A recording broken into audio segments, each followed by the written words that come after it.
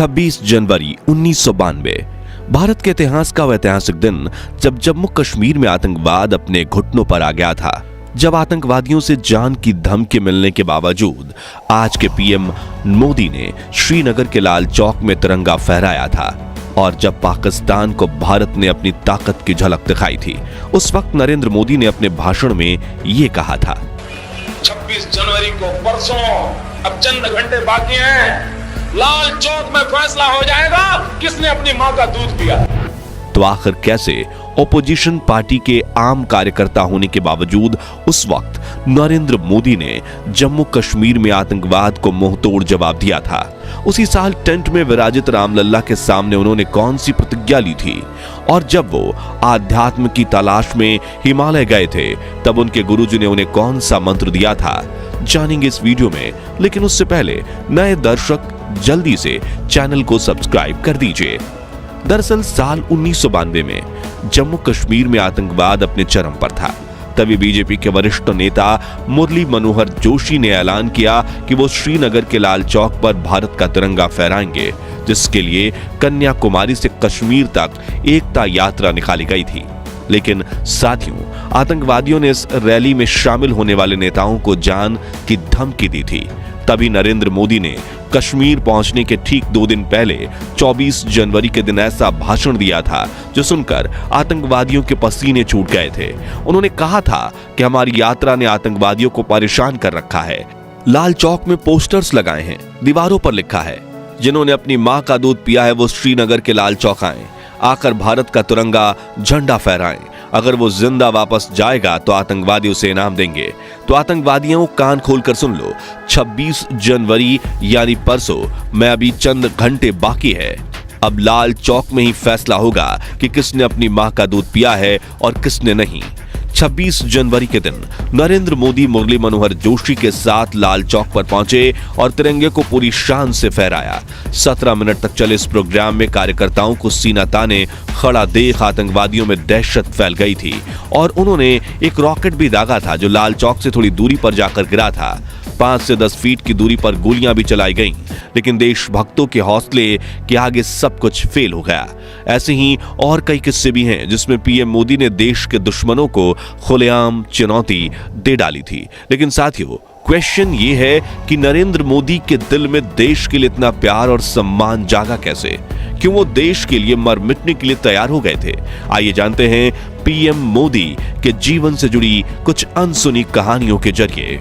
नरेंद्र मोदी आजाद भारत में जन्मे देश के पहले प्रधानमंत्री हैं। उनका जन्म 17 सितंबर 1950 के दिन गुजरात के मेहसाणा जिले के वडनगर गांव में एक गरीब परिवार में हुआ।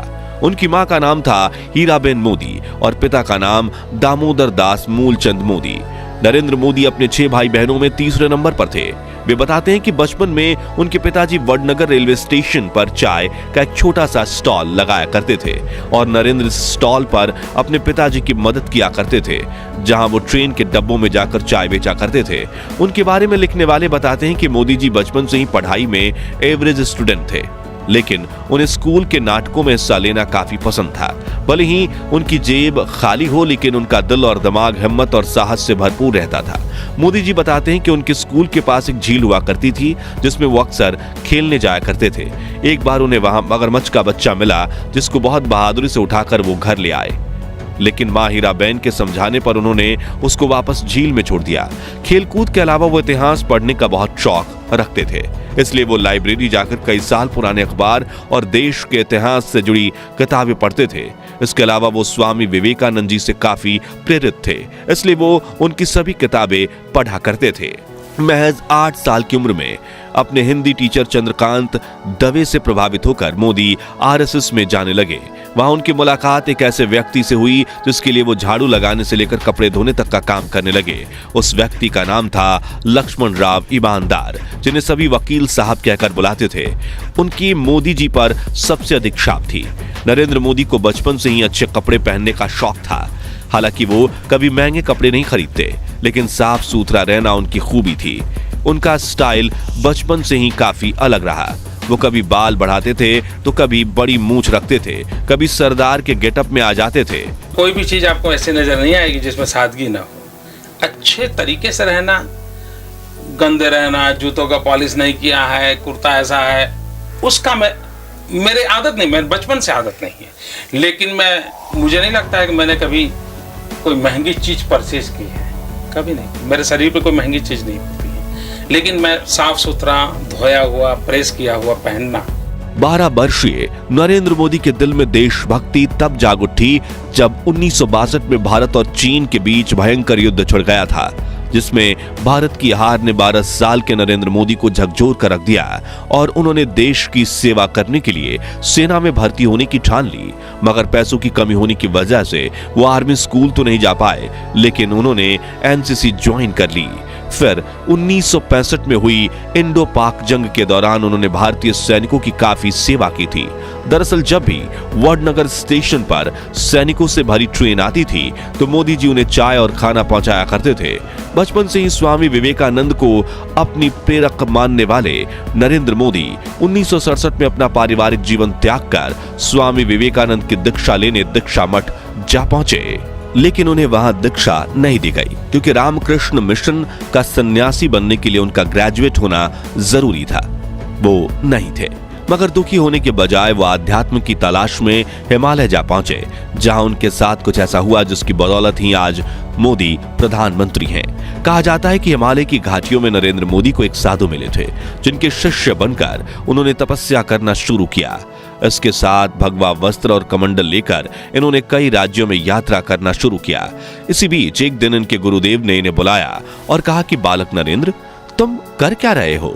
नरेंद्र कुछ समझ नहीं पाए। तभी गुरुजी बोले, तुम्हारे पास 2 रास्ते हैं। अगर तुम तपस्या करो और तपस्वी जीवन जियो तो तुम ऋषि बन जाओगे, लेकिन नियति ने तुम्हें दूसरी चीज के लिए चुना है, जिसके लिए तुम इस दुनिया को त्याग कर फिर संसारिक जीवन में आ जाओ, जहां तुम राज ऋषि कहलाओगे। इसलिए वो पहले केदारनाथ, फिर से दिल्ली, राजस्थान और राजकोट से होते हुए वडनगर में वापस आए और कुछ दिन परिवार के साथ रहकर फिर अहमदाबाद आ गए। घर छोड़ने को लेकर उन्होंने एक इंटरव्यू में ये कहा था, 17 साल की आयु में घर छोड़ दिया। स्कूली शिक्षा के बाद मैं निकल गया। तब से लेकर के आज तक मैं भटक रहा हूँ नई चीजें पाने के लिए। जहां उन्होंने चाय के कैंटीन में काम करने के साथ आरएसएस ज्वाइन कर लिया और एक प्रचारक के रूप में काम करना शुरू किया। फिर 1975 में जब इंदिरा गांधी ने कई राजनीतिक कारणों की वजह से राज्य में आपातकाल लगा लिया था, उस वक्त भी मोदी जी सरदार के रूप में पुलिस से छुपकर सरकार की नीतियों का विरोध करते रहे। साल 1985 में नरेंद्र मोदी ने बीजेपी में आधिकारिक एंट्री ली और पार्टी के प्रचार प्रसार में जुड़ गए। लाल कृष्ण आडवाणी को मोदी जी का राजनीतिक गुरु माना जाता है। 90 के दशक में जब मोदी जी ने आडवाणी की सोमनाथ से अयोध्या यात्रा में बड़ी भूमिका निभाई, उस वक्त अयोध्या में एक घटना हुई जिसके बारे में काफी कम लोग जानते हैं। बताया जाता है कि 1992 में नरेंद्र मोदी अपने 2-4 साथियों के साथ नंगे पांव अयोध्या में रामलल्ला के टेंट में पहुंचे, जहां प्रभु श्री राम को कड़ी तपस्या करते हुए देख वो काफी भावुक हो गए। उस वक्त उन्होंने भगवान राम की सौगंध खाते हुए प्रतिज्ञा ली थी कि मैं दोबारा आपके दर्शन करने तभी आऊंगा जब आप भव्य मंदिर में विराजमान हो जाएंगे। इस बात को 32 साल हो गए, लोग भूल गए, लेकिन नरेंद्र मोदी नहीं। उनके नेतृत्व में रामलल्ला को न्याय मिला और 22 जनवरी 2024 के ऐतिहासिक दिन पर उन्होंने ही नवनिर्मित राम जन्मभूमि मंदिर का उद्घाटन किया और उनकी प्रतिज्ञा पूरी हुई। इसके बाद उन्होंने अपने भाषण में रामलल्ला के लिए कुछ ऐसे बोल बोले जो सुनकर आपके रोंगटे खड़े हो जाएंगे। राम भारत की आस्था है, राम भारत का आधार है, राम भारत का विचार है, राम भारत का विधान है, राम भारत की चेतना है, राम भारत का चिंतन है, राम भारत की प्रतिष्ठा है, राम भारत का प्रताप है, राम प्रवाह है, राम प्रभाव है, राम नेति भी है, राम नीति भी है, राम नित्यता भी है, राम निरंतरता भी है, राम विभु है, विशद है, राम व्यापक है, विश्व है, विश्वात्मा है। पीएम मोदी गुजराती में कविता लिखते हैं। उन्हें फोटोग्राफी का भी काफी शौक है। बहुत कम लोग ये जानते हैं कि पीएम मोदी अमेरिका से पब्लिक रिलेशन और इमेज मैनेजमेंट का 3 महीने का कोर्स कर चुके हैं। उनके 5 भाई हैं और एक बहन है। नरेंद्र मोदी की पत्नी का नाम जशोदाबेन मोदी है। परिवार के कहने पर उन्होंने सिर्फ 17 साल की उम्र में जशोदाबेन से शादी की थी। कुछ लोगों का कहना है कि शादी होने के 3 साल बाद तक मोदी जी अपनी पत्नी के साथ रहे, लेकिन मोदी जी के बारे में लिखने वाले इस बात से इनकार करते हैं और कहते हैं कि वो दोनों कभी साथ रहे ही नहीं।